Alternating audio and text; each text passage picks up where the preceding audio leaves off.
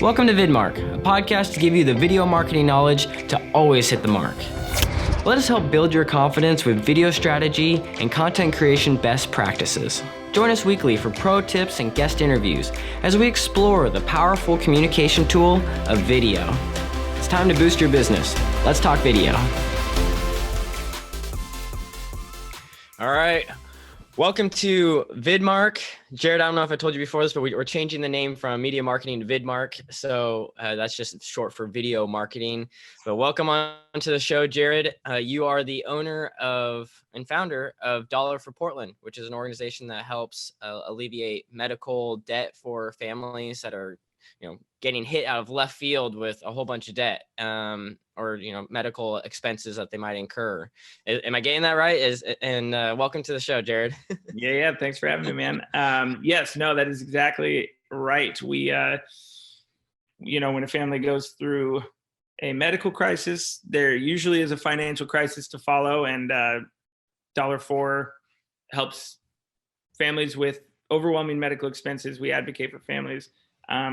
We pay medical bills. We get medical bills reduced or sometimes even eliminated altogether. So that's what we do. That's awesome. And you guys just, congratulations, just passed the 5-year mark. And you guys are doing some celebration around that, or has some of the celebration already passed? Is there anything the audience can do to get connected with you guys? So normally we do a big old anniversary party every year on August 1st, but because of COVID, we haven't been able to do anything this year. So it's been all like virtual.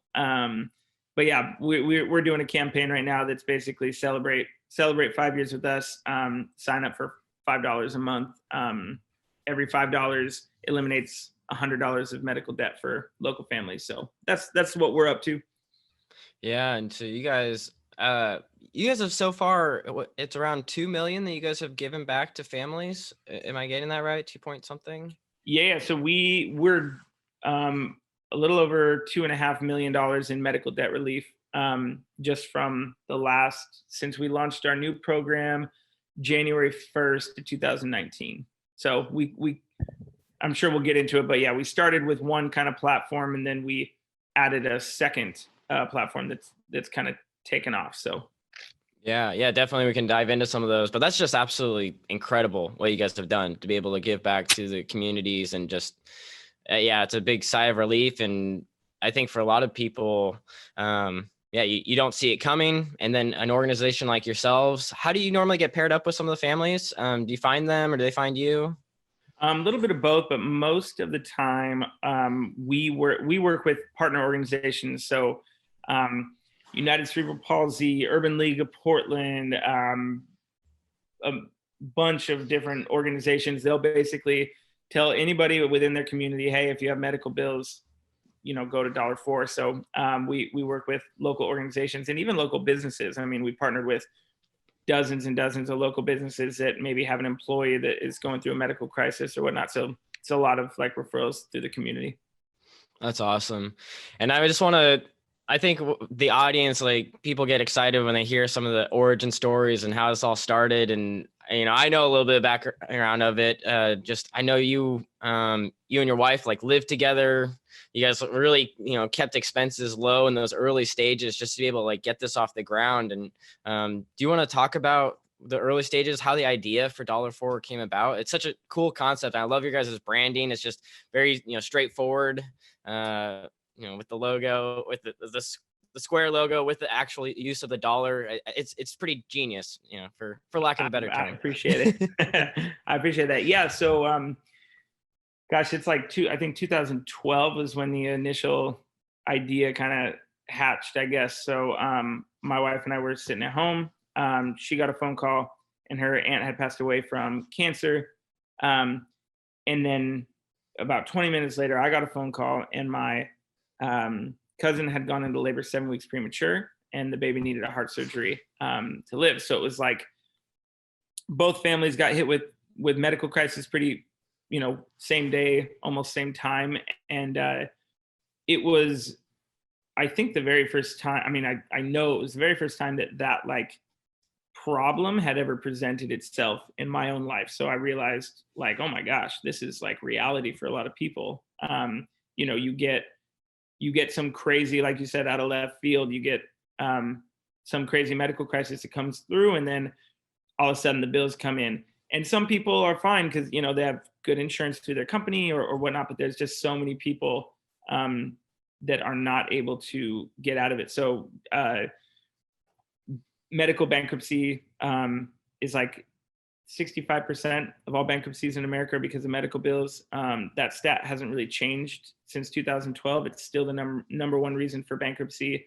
It's a huge issue. I mean, healthcare is a huge issue in politics right now, and it has been for just a long time. So it's definitely a problem. It was the first time that it kind of presented itself to me, and I figured, where can I help? How can I help families in this situation? And I couldn't find any organizations that were paying medical bills for families. So it was like, okay, this is this huge issue that everybody can relate to, but there's not really a lot of assistance. So I started $4 with just this simple concept of sign up for $1 a month. Every month we'll do a video. It'll share the story of the family that your dollar helps, and we'll just kind of come together as a community in Portland, and we'll help families each month. So from there, we got several thousand people signed up for monthly donations, which is awesome. We were able to help families each month, and then, that's $4.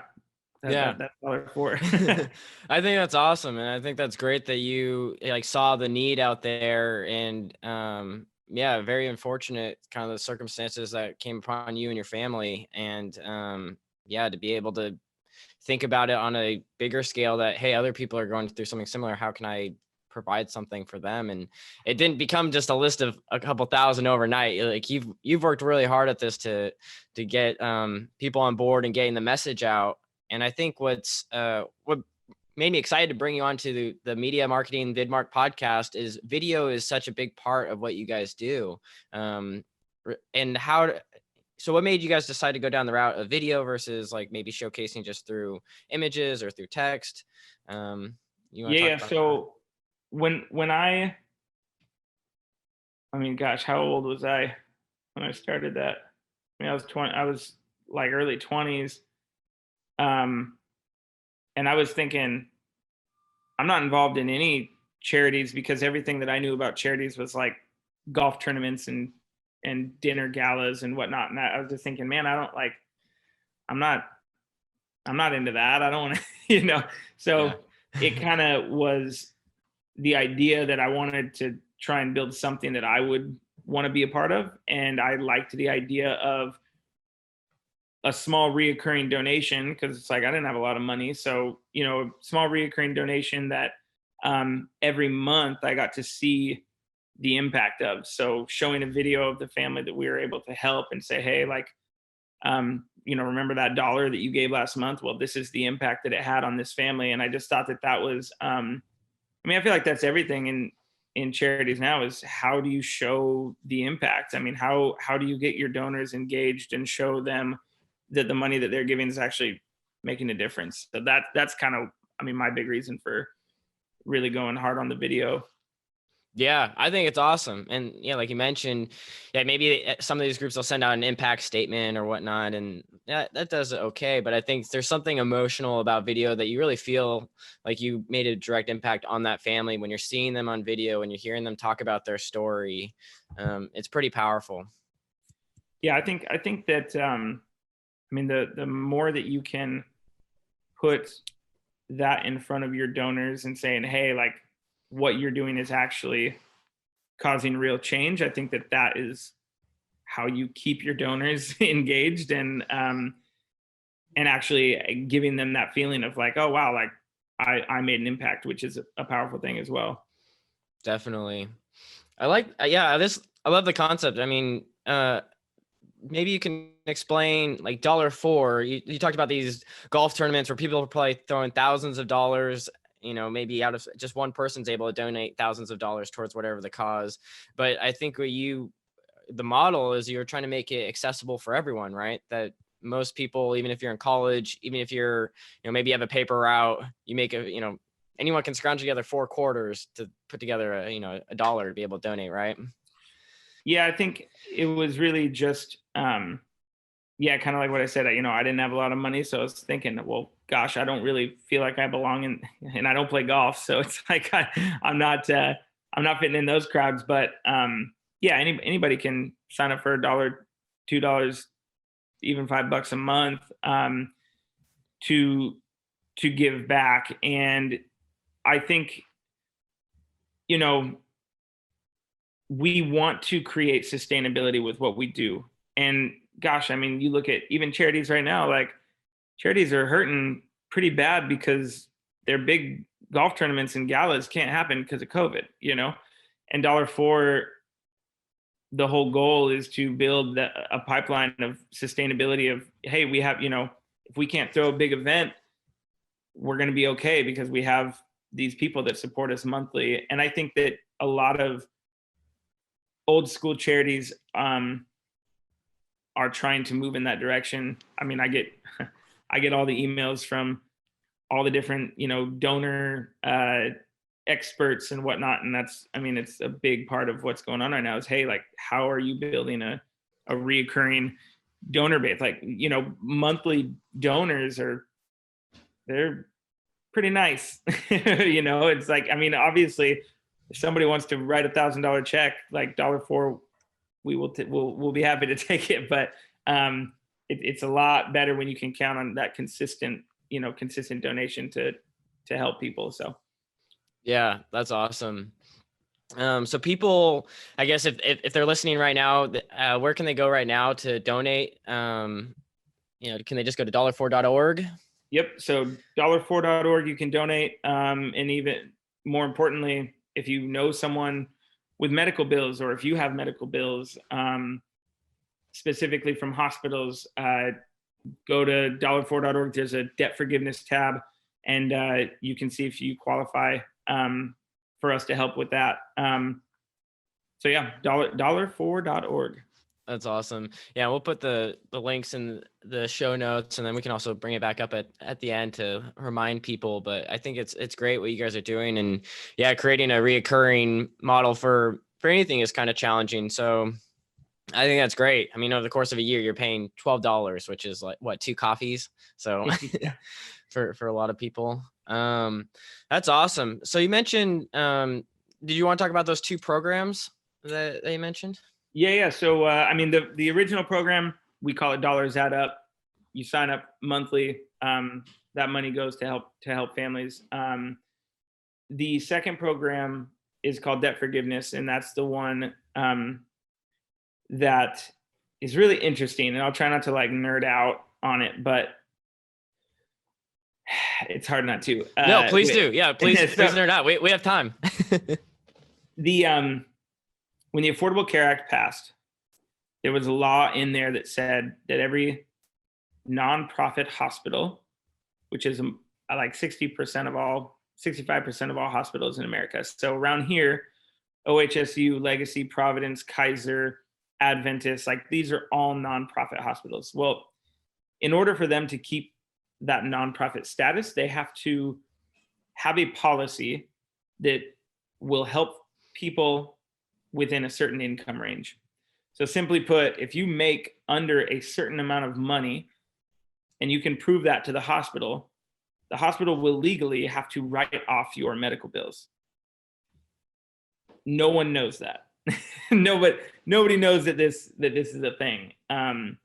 So what we see time and time again is people that are declaring bankruptcy over medical bills that legally they don't even have to pay had they known about this program. So we kind of discovered this and said, hey, like, how can we advocate for families? Because if you give $1 to Dollar Four and we turn around and take that dollar and give that dollar to a family, like, that's great. But it's dollar for dollar, right? I mean, it's not like we're able to do anything crazy with that. But with debt forgiveness, we're able to multiply that dollar by 20, and simply by advocating for the families with medical bills. So this is like we created a website where families can type in their info. It's super simple: household size, household income,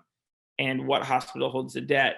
And we can tell them what they qualify for, if they're eligible for. I have no idea what just happened. No worries. I was getting a phone call. Yeah. It'll tell you what you qualify for. So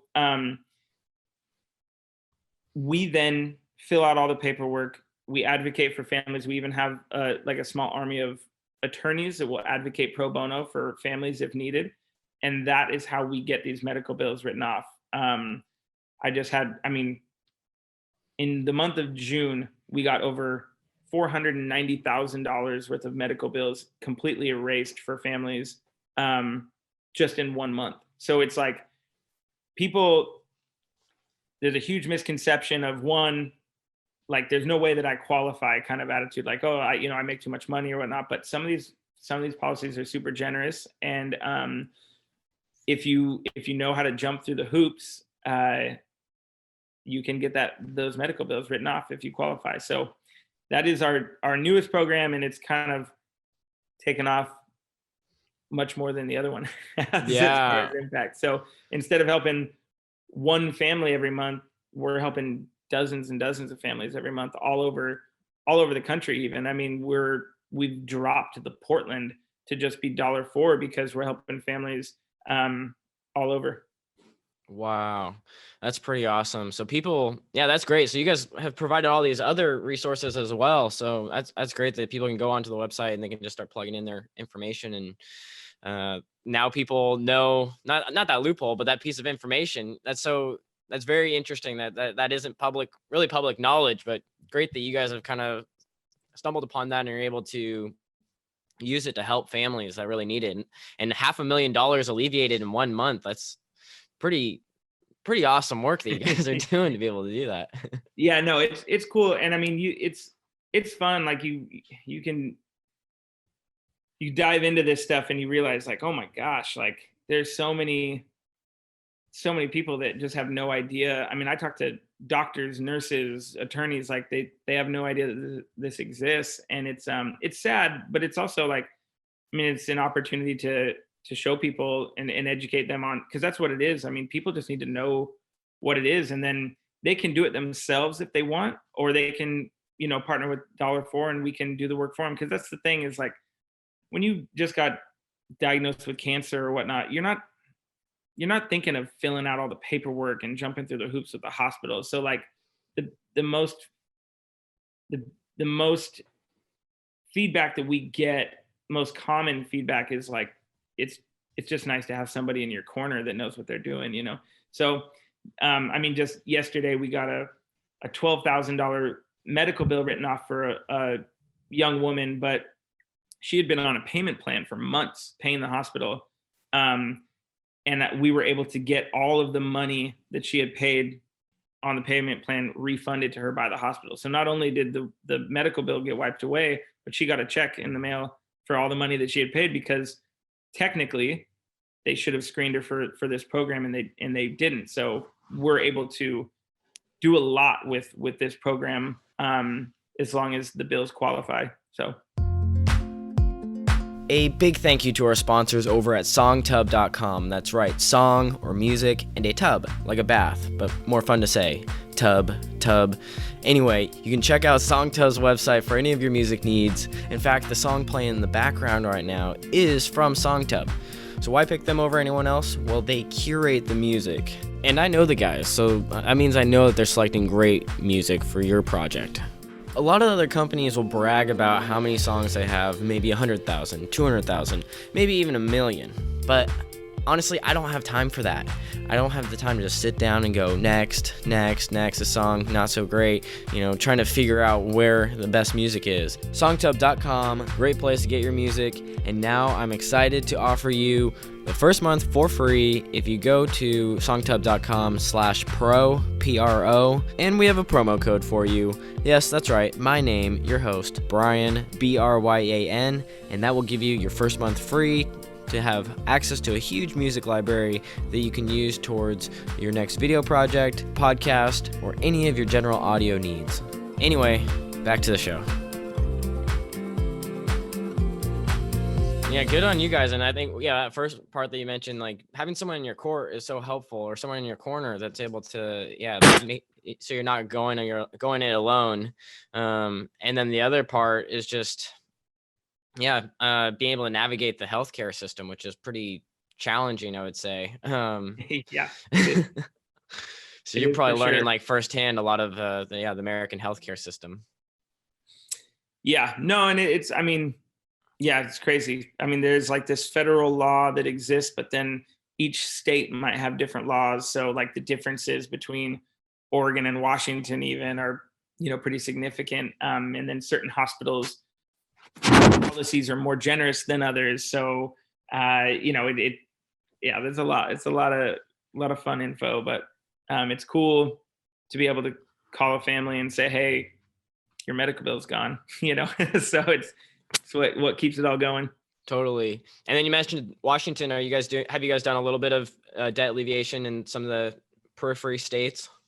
Oh yeah, we've gotten medical bills written off in Oregon, Washington, California, New York, Montana, Idaho. I mean, a Wow. lot of, a, I would say at this point, probably maybe a quarter of the states we've gotten medical bills. So like, um, because every single nonprofit hospital has to have these policies, we really can do it anywhere. If somebody called me from a different state and said, hey, I have these medical bills, um I could absolutely do that.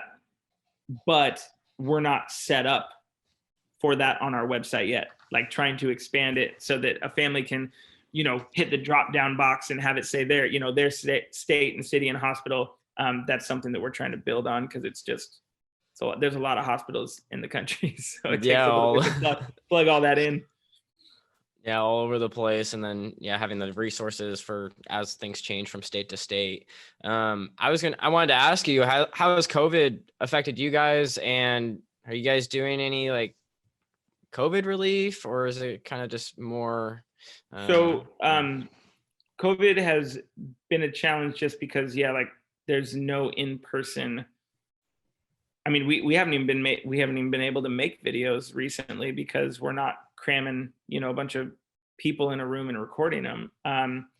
So it has been very, just like everybody else, digital like campaigns and whatnot. So it's, emails and trying to keep people updated. But we usually do have a big party on August 1st, and we weren't able to do that. But as far as being able to help people with COVID related bills, I know that we have. But Dollar Four doesn't ask for the medical reason.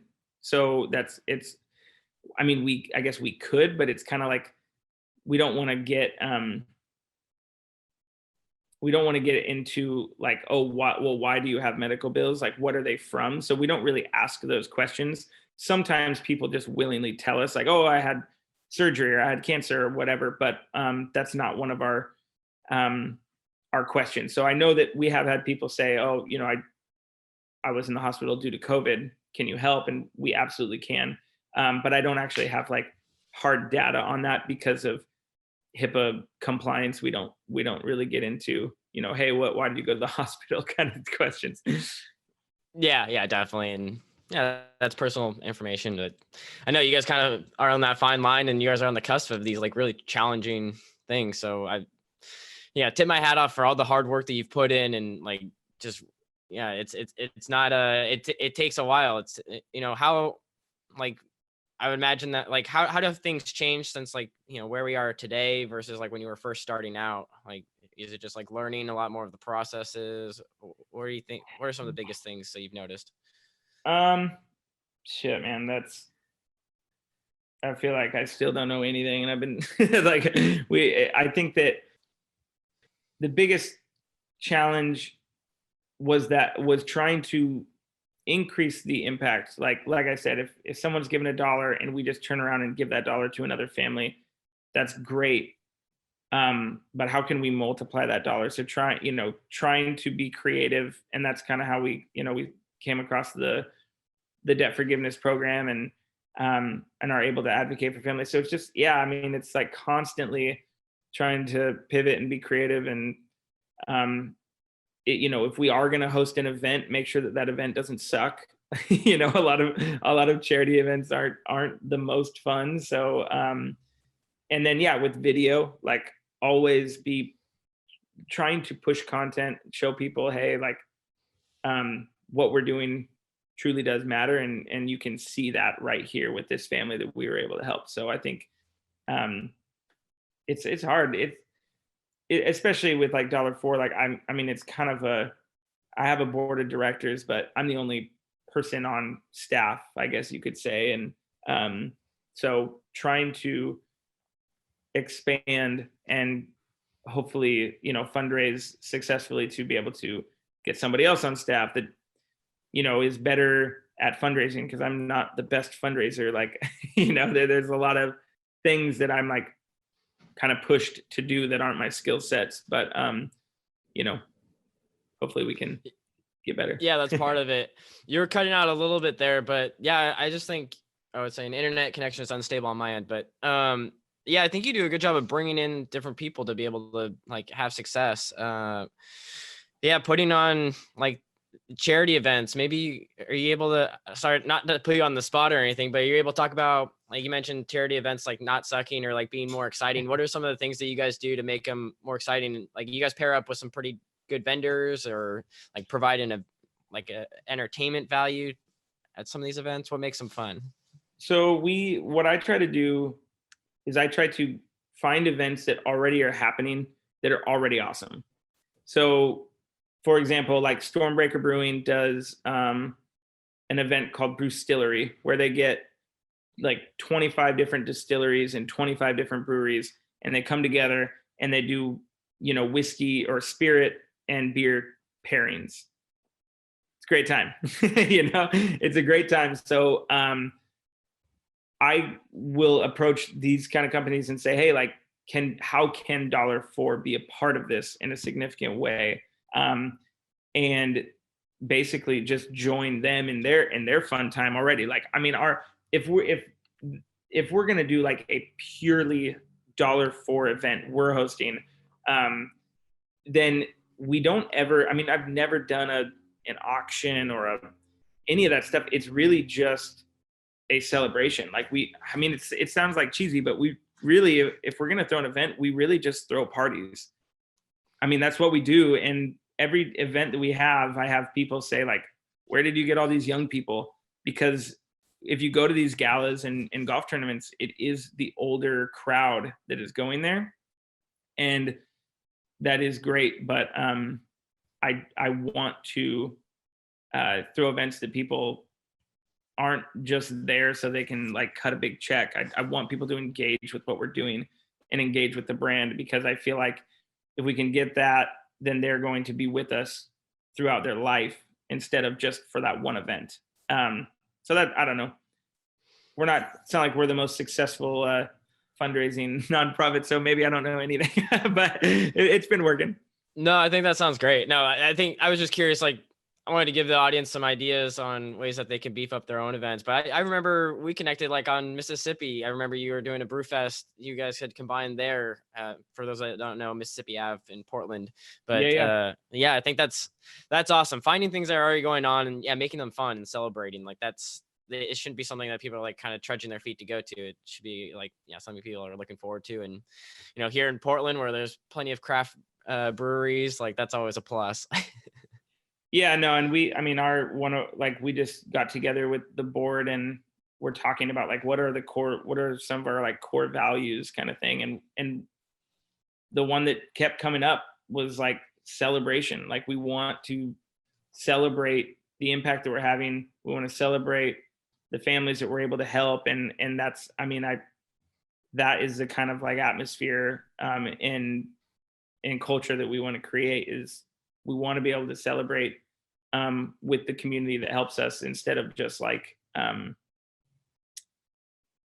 throw events that are like, hey, we need more money. You know what I mean? Because I feel like if you're celebrating and you're having a good time, people are more willing to want to be a part of what you're doing long term and not just show up for one event. So Definitely. That's awesome. Well, I wanted to ask you about, this is the Vidmark podcast. So like maybe you can talk about the video process and maybe how things have changed over time, or maybe your perceptions around video going into it versus like what it actually entails. Like if you have any tips for people who are wanting to, document, I don't know if other people are going to be documenting families, but what's it like to incorporate video into your strategy? yeah, I think when I did not know that interviewing people is a skill. I went in because we're interviewing these families, trying to tell their story so that we can show our donors. And I remember going in there the first time and thinking, oh, I just need to ask questions or whatnot.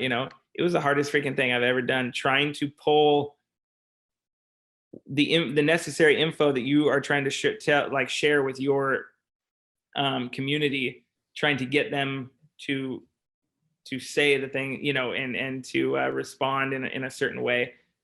That was like a huge challenge. So don't try to do it yourself. Like that was like a huge thing. It's just like, okay, I need to hire some people that know what the heck they're doing.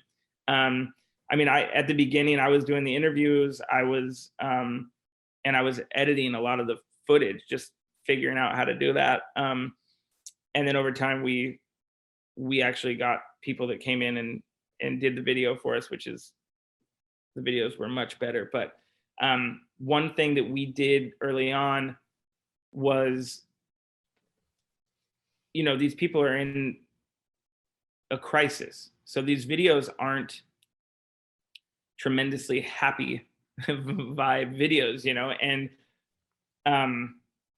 that was, it's like I didn't want to just make some like tear jerker kind of couple minute clip every month. So one thing that we shifted about halfway through is like, let's interview them after we've helped them. So again, it's like bringing in more of the celebration rather than, hey, like life sucks. It's more, hey, how did this make an impact, and how did this help you, and how did this bring you out of this bad situation or whatnot. So that was a big thing. I think that that's just part of trying to be like on brand for us, is trying to bring in that celebration kind of thing. So gosh, man, I think that video is so insanely important for any nonprofit, or for any organization, but especially nonprofits. And getting one, paying people to know the heck they're doing is important if the resources are there, and trying to be creative and showing like the positive aspects of it, because there are a lot of those kind of videos that are just really downers, and you're trying to like guilt people to give or whatnot. It's like I'd rather focus on the positive. So Yeah, I think that was a cool approach that you took. Or I don't know if cool is the right word, but I think it's a lot more thoughtful approach, because like you mentioned, you could easily add some sad music on there, really like make each of them like a tearjerker, and it would make people feel something emotional. But I like that you guys made sure they stayed within the brand of $4 and keeping that celebratory mindset. So that's awesome. So you guys, I think when I first started chatting with you, it was like doing the filming before the family like was going into surgery or whatnot, and now it's the post. So that's great. That's a cool shift that you guys have done there, showcasing the success side of things. Yeah, it's definitely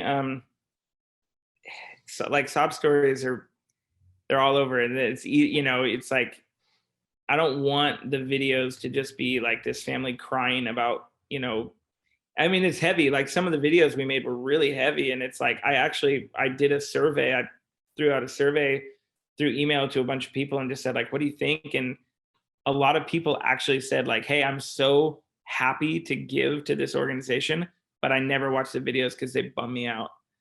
And I was like, damn, like, okay, I need to switch that. I need to switch that up. Like that. I don't want that to be the, oh gosh, like one of these sad stories just came through my inbox, So I think that was an important switch.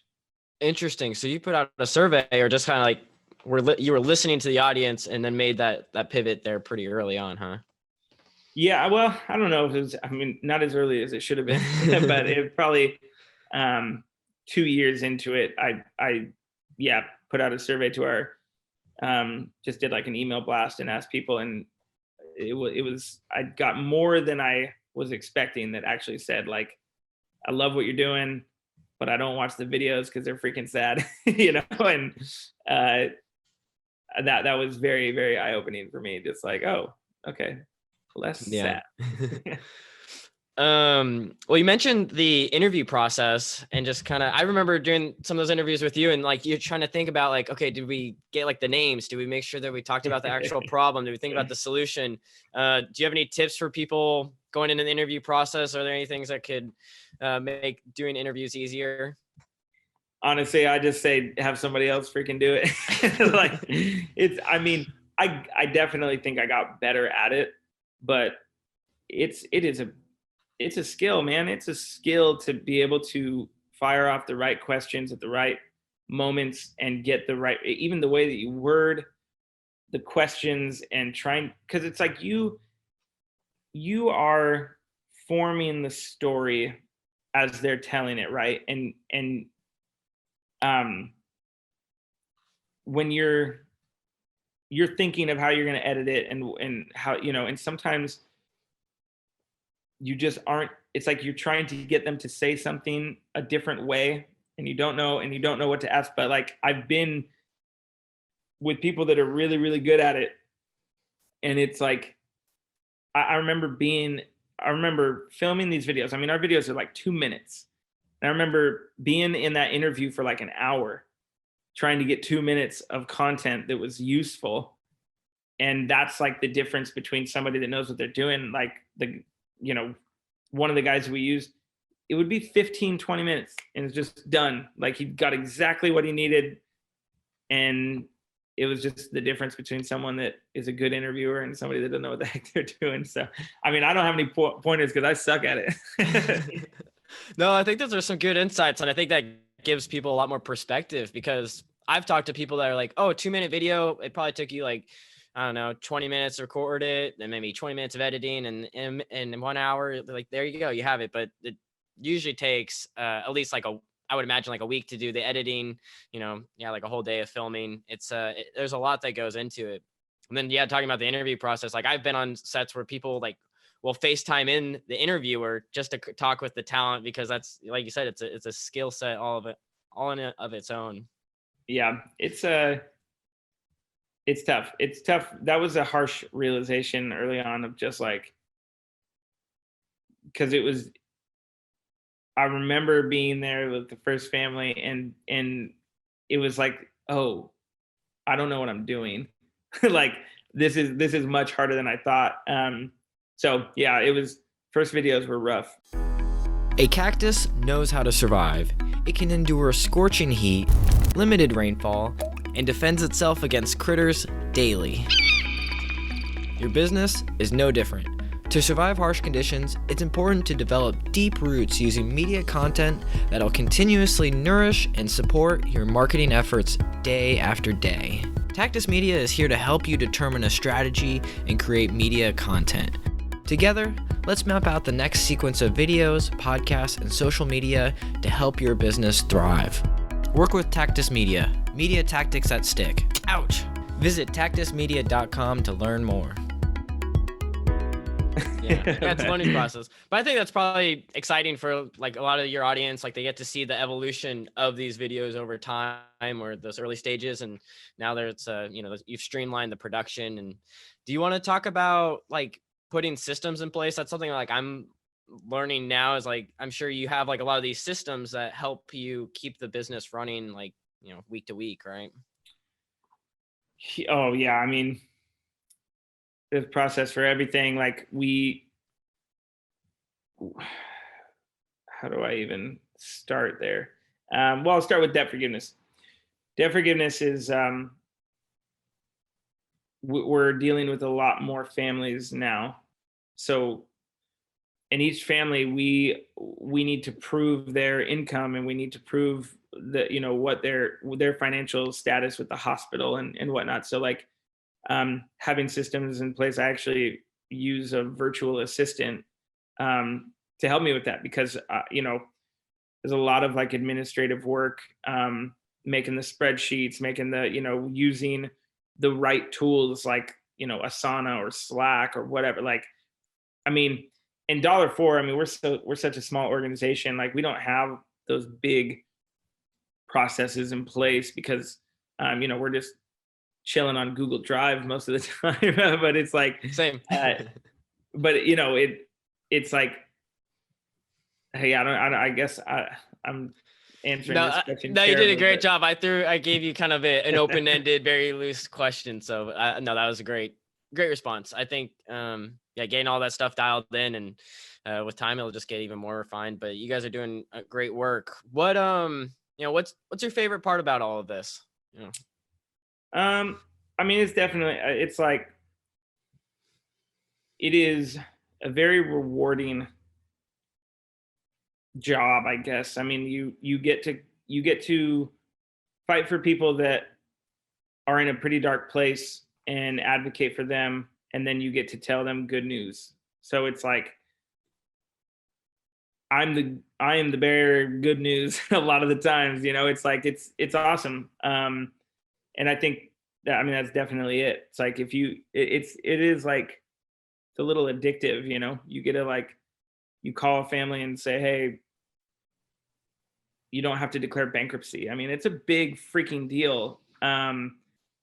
Or we pay an electric bill and their lights come on and they call you because their lights came back on and they're in tears. Or, I mean, it's just like, because $4 with that program where people are giving monthly, like, we're giving that to families, whether to pay medical bills or any other medically related type thing. Or I mean, gosh, we pay for gas cards so people can get to and from the hospital. We buy them grocery cards if they need it. Like, any type of thing that will impact their treatment, we can help with. So I mean, we've paid rent for people. We've just a lot of different things like that. And being able to call the families and share what, the help that we're able to give, it's always insanely rewarding, and just it's a good time. Yeah, So, I think that's just awesome. Yeah, I'm very impressed by the work that you guys have done, and being able to, yeah, like you mentioned, get these phone calls where you're really getting people out of dire straits. They're in, like, it's the worst thing that could happen to most people, and you guys are able to give them support there. Is that, I mean, from taking this from a concept to where it is today, are you kind of where you thought you would be? Like, are you like making more progress than you ever thought? Like, you guys have helped a lot of families and done really well. Are you pretty happy with things? I'm very happy with things, but it is absolutely completely different than I thought. I mean, I thought that I thought it was going to go viral and we would have, 20,000 reoccurring donors, and this would, that would be the platform. That's not what happened. And that's why we had to be creative and innovative with the debt forgiveness program. So this program came out of nowhere, and we're helping way more families than I thought we would.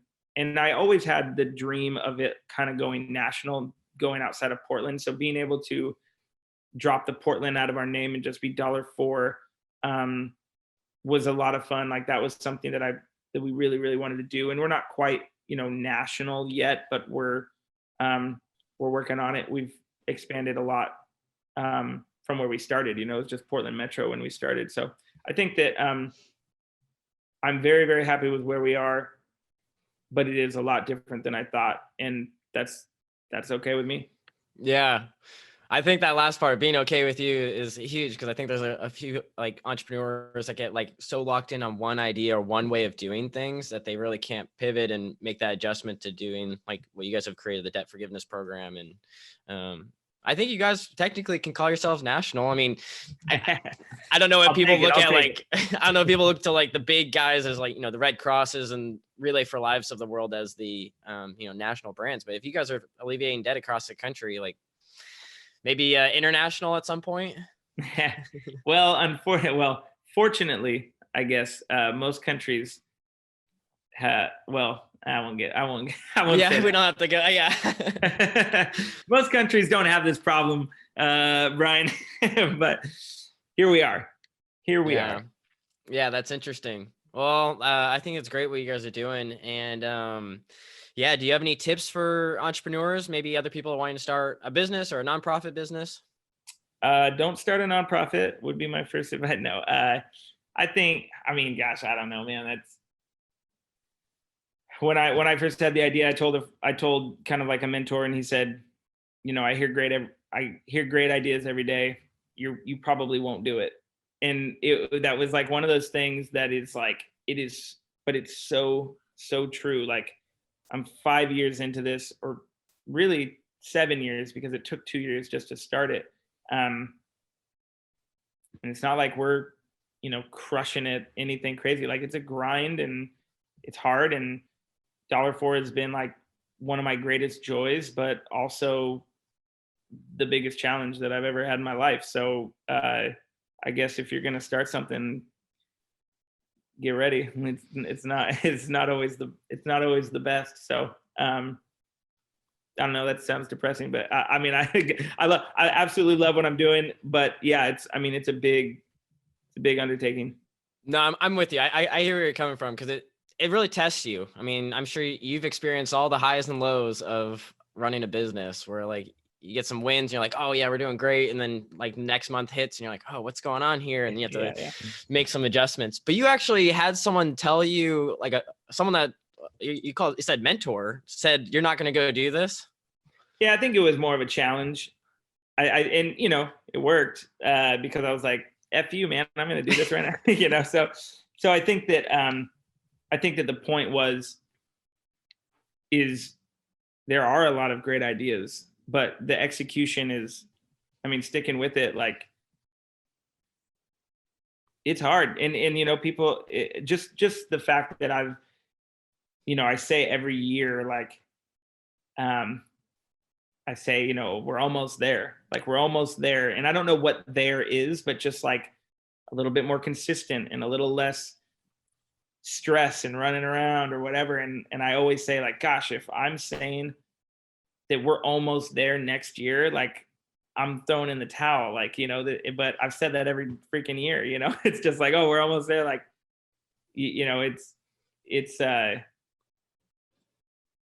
sticking with it. It's tough. It's a challenge, but like I said, it's my greatest joy, but also the biggest challenge. Biggest thing you had to deal with and work with. I think for me, that almost there, like always seeing like, okay, like keep refining, keep getting better. Like you're kind of working towards progress at the end of the day. And I think what's tough with entrepreneurship is you're venturing like into the unknown.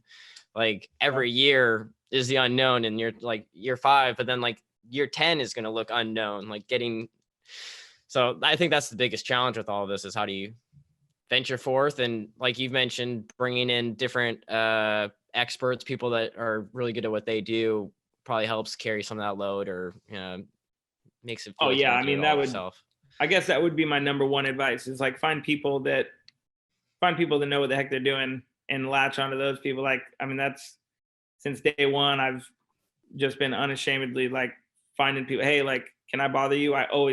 That's always what I say. Like, can I bother you about this? Like, I'm going to bother you if you allow me to, and get advice from people that have been there. 'Cause people are more than willing to help. If you're like bold enough to ask. So it's important too, getting people that know what they're doing. Yeah.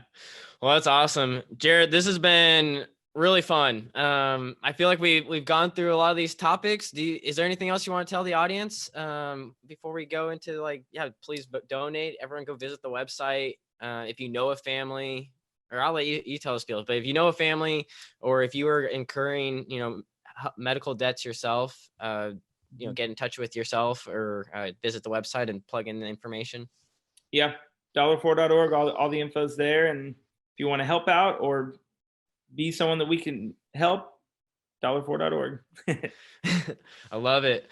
All right, Jared. Well, best of luck with $4. I love your guys' branding. I love what you guys are doing, and that's great. How many families you guys have helped? Not to put you on the spot, do you know what the over under for families that you guys have helped is? Oh man, I mean, it's hundreds and hundreds now. So wow. Families,